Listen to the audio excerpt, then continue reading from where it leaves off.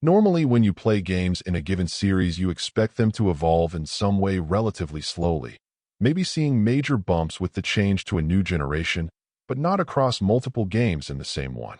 Taking on a new graphics engine, making new character models, and reworking something that worked before has to be quite an undertaking. So it's unusual when you see jumps from game to game.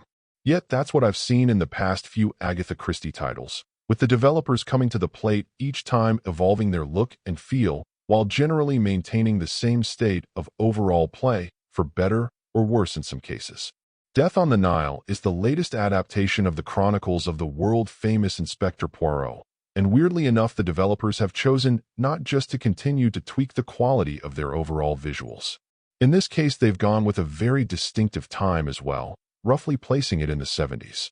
I have no doubt they had quite a good time putting together the requisite fashion and looks of the time, and right out of the gate the dance club you start out in sets the tone for the rest of the game visually. What further differentiates this title from the rest of the series is that you'll also be following the adventure of a second character, Jane Joyce, who is on her own mission tied to the death of her friend. Moving between these two, the game gets the opportunity to flex its muscle a bit more, putting you into different situations with slightly different beats, which keeps things from getting too stale. Of course, more variety is also a risk, so not all stretches of play work as well as others. But at least the variety helps elevate this from being a more stiff and strictly mystery-solving affair. Strangely enough, I continued to have some issues with the deduction and mystery-solving elements themselves, a carryover of frustration I've had with some of the past games. Quite simply, it really puts you into a box and expects your approach to solving things being concrete, following only the logic the game was coded for. While you aren't particularly penalized for making incorrect attempts, the fact that a few different times I honestly felt like another option was superior made the whole mystery-solving process feel less satisfying.